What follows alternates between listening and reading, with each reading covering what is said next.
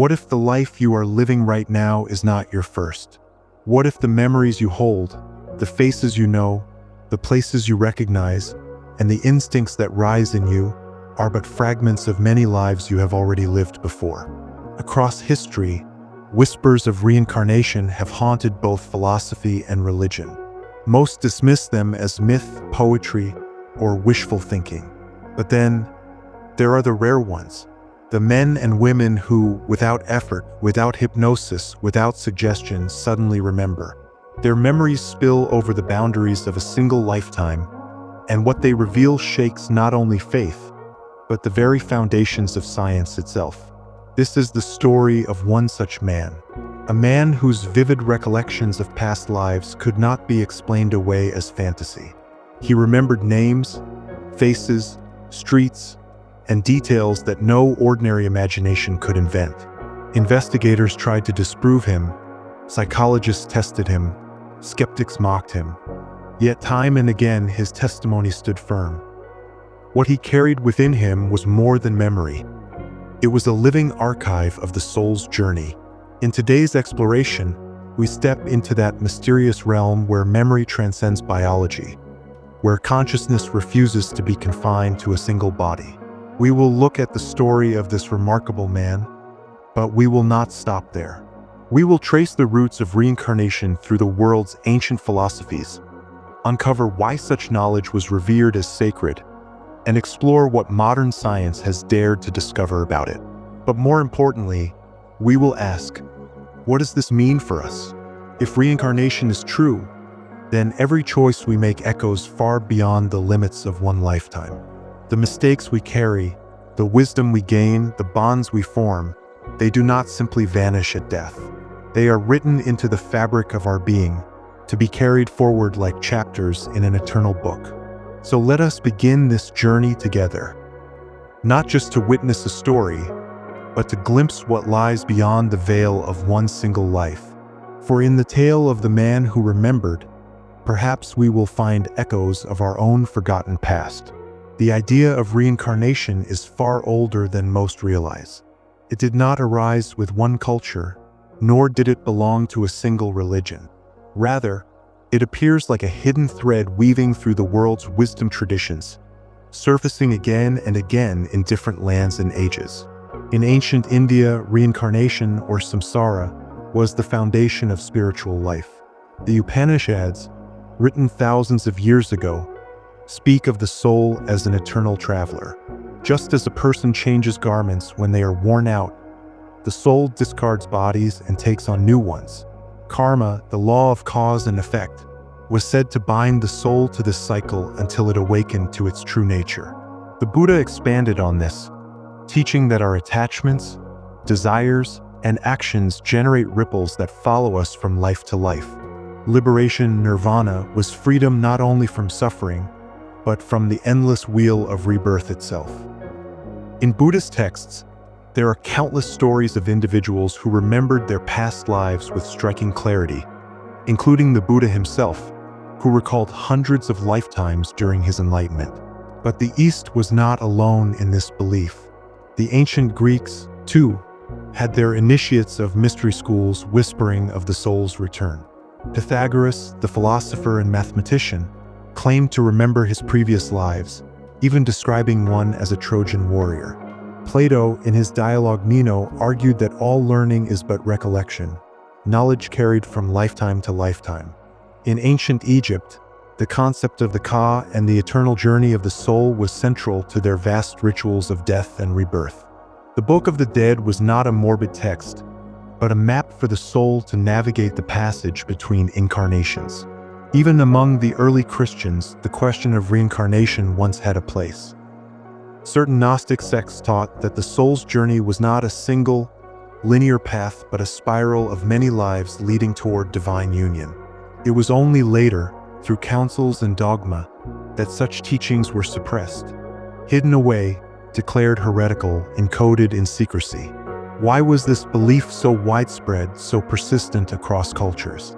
Perhaps because it resonated with something deep and unshakable in human experience.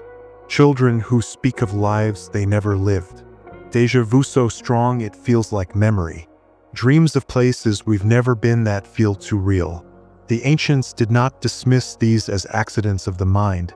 They recognized them as glimpses through the veil. To those who walked the path of wisdom, reincarnation was more than a doctrine. It was a map of responsibility. If we live again, then our actions matter more than we can imagine.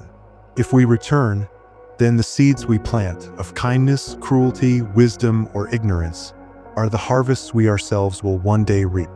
And so, across civilizations, the teaching was preserved, sometimes openly, sometimes hidden in code. Always, it pointed to a truth larger than one lifetime. And it is in this context that the story of the man who remembered his past lives emerges, not as an anomaly, but as a continuation of an ancient tradition that science is only beginning to touch. The story of the man who remembered his past lives does not begin in myth or allegory, but in the ordinary world of flesh and bone.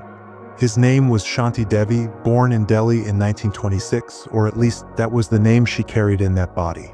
From the time she could speak, however, she startled her parents with strange declarations. That her true home was not in Delhi but in a distant town called Mathura.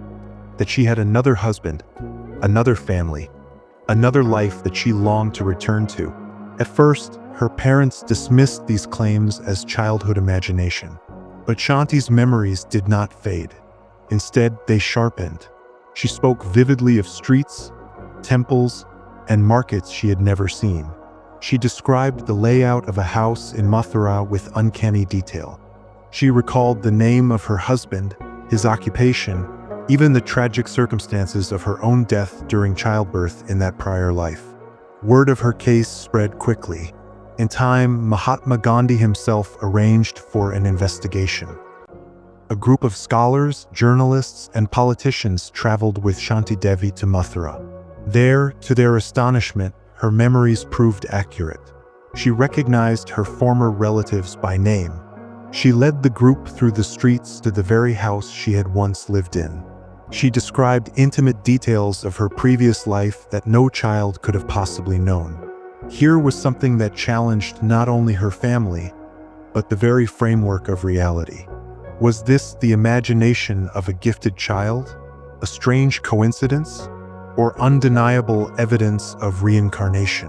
Shanti Devi's story is but one example among thousands, yet it remains one of the most well-documented cases in modern history.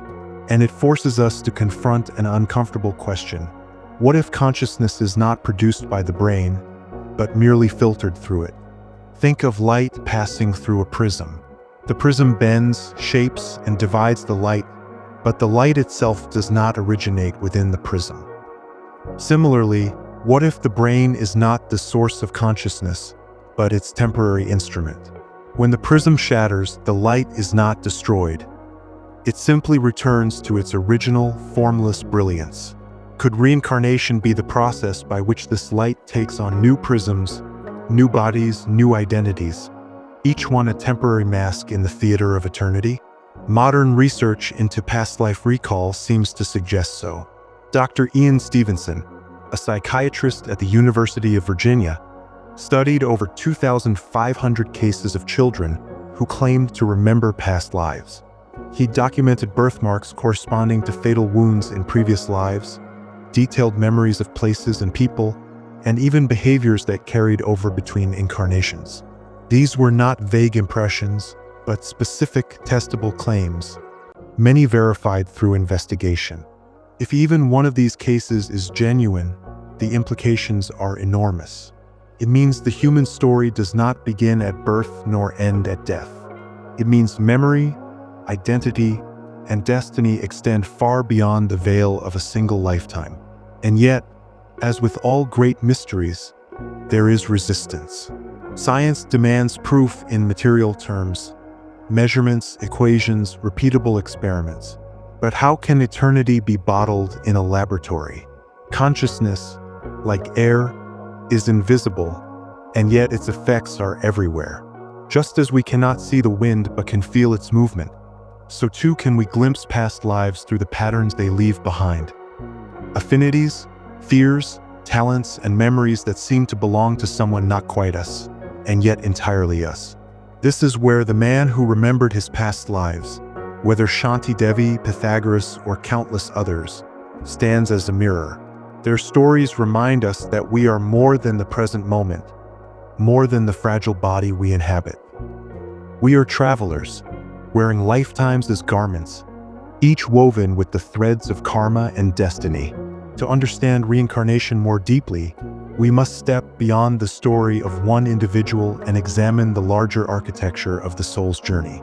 Ancient traditions across the world, from the Upanishads of India to the mysteries of Egypt and the teachings of Plato, have spoken of the soul as a traveler. Each lifetime is but one chapter in a much greater book, a single step in an infinite pilgrimage of growth, purification, and remembrance. In the Hindu and Buddhist traditions, this process is known as samsara, the cycle of birth, death, and rebirth.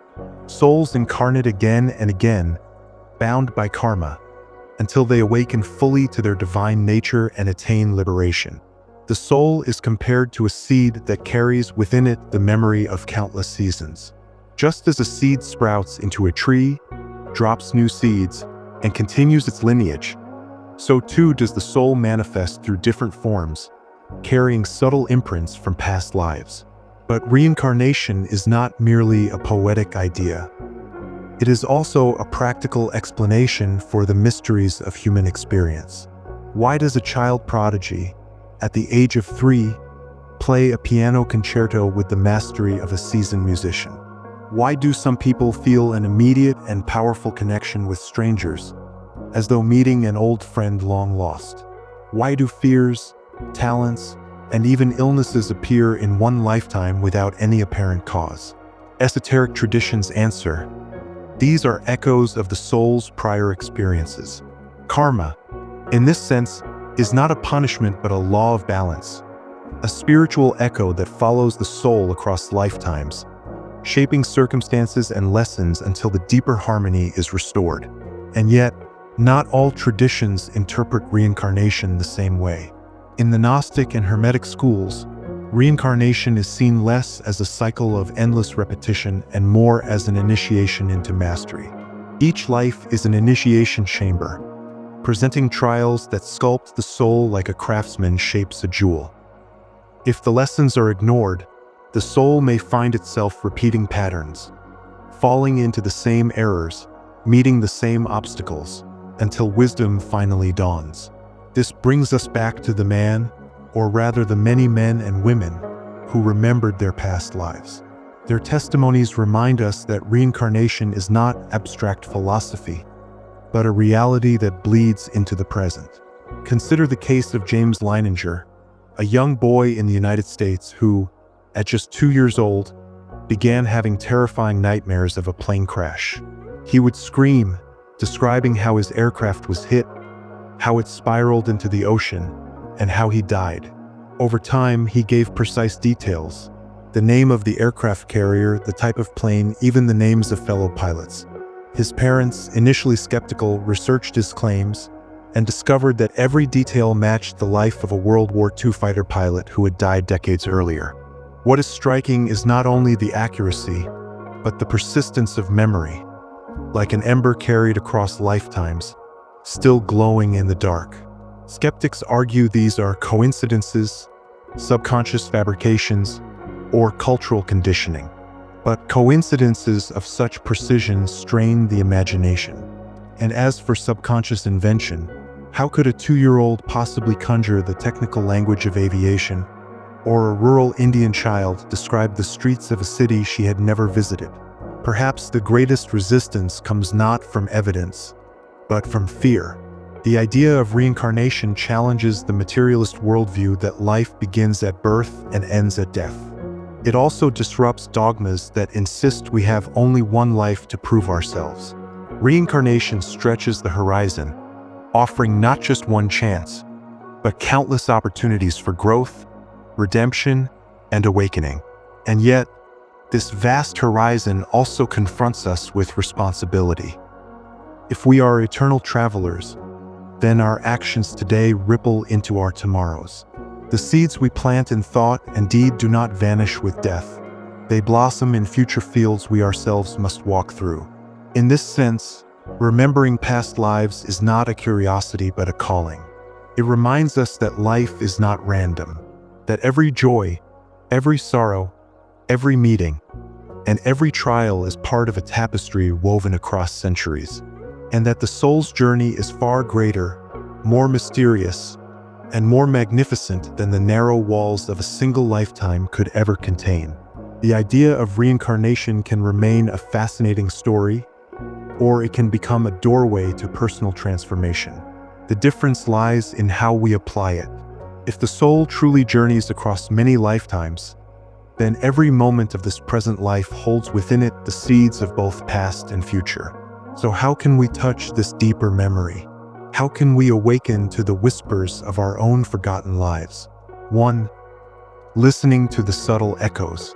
Every person carries fragments of memory from other lifetimes. They often appear as unexplained talents, the child who picks up an instrument with ease, the adult who feels instantly at home with a new skill, irrational fears, fear of water, fire, or heights, often pointing to unresolved traumas of past lives. Instant connections, the strange familiarity when meeting someone new, as though resuming a friendship centuries old. The first step is awareness. When such echoes arise, don't dismiss them. Write them down. Treat them as puzzle pieces from a greater story the soul is trying to tell you. 2. Meditative recall practices. Ancient traditions taught that the soul's memories are stored not in the brain, but in the subtle body, the energetic field that surrounds us. Through meditation, one can begin to access these records. A simple technique: sit in silence, breathing deeply. Imagine yourself sinking into a vast ocean of memory. Ask inwardly, what is it that my soul longs to remember? Do not force images. Allow impressions, emotions, or symbols to arise naturally. Over time, these fragments can coalesce into vivid dreams or inner visions, revealing glimpses of past lifetimes. 3. Dream work and journaling. Dreams are one of the most common gateways into past life recall. Keep a journal by your bedside. Write immediately upon waking. Often, recurring dreams carry past life imprints, scenes, places, or identities that have nothing to do with your current reality, yet feel profoundly real. 4. Healing through awareness. Remembering past lives is not about curiosity. It's about healing and growth. If you discover that a fear or emotional wound stems from another lifetime, you can begin to release it. For example, someone who drowned in a past life may carry an irrational fear of water. Through awareness and gentle exposure, that fear can be dissolved. Someone betrayed in multiple lifetimes may struggle with trust. Recognizing this karmic pattern empowers them to break the cycle consciously. 5. Karmic responsibility in daily life. The greatest practical application of reincarnation is in how we live now. If we know that every action plants a seed that may bloom in future lives, then kindness, honesty, and compassion cease to be moral rules and become acts of self-mastery. Think of karma as a garden. What you plant in this season, through your thoughts, words, and deeds, will determine the harvest your soul reaps tomorrow, whether in this lifetime or the next. 6. Letting go of fear of death. Finally, reincarnation offers liberation from one of humanity's greatest fears. Death is not an ending, but a doorway. The soul lays aside one garment to put on another. With this understanding, life itself becomes richer, less burdened by fear, and more infused with purpose. As the Tibetan Book of the Dead teaches, to understand death is to understand life. When we know we are eternal, we live with greater courage, deeper love, and a profound sense of continuity. The story of the man who remembered his past lives is not merely a curiosity. It is a mirror, reflecting back to us the eternal mystery of our own existence. Whether we accept reincarnation as fact, symbol, or possibility, It challenges us to look deeper into the fabric of life and death. If we are eternal beings, then life is not a random accident, but a vast and purposeful journey. Every encounter, every challenge, every joy becomes part of a greater design woven across countless lifetimes. The soul is the traveler, the body but a temporary garment, and memory the golden thread that connects yesterday to tomorrow. But here is the true secret. The purpose of remembering past lives is not to cling to who we were, but to awaken to who we truly are. Beneath all identities, all stories, all incarnations lies the eternal spark of consciousness, the self that never dies. To touch that eternal essence is the real awakening, the remembrance beyond all memories. So I leave you with this question. If your soul has walked this earth many times before, what wisdom might it be calling you to reclaim in this lifetime? Reflect on it, meditate on it, and perhaps, just perhaps, you will begin to sense the whisper of your own eternal journey. Because in the end, reincarnation is not about the past.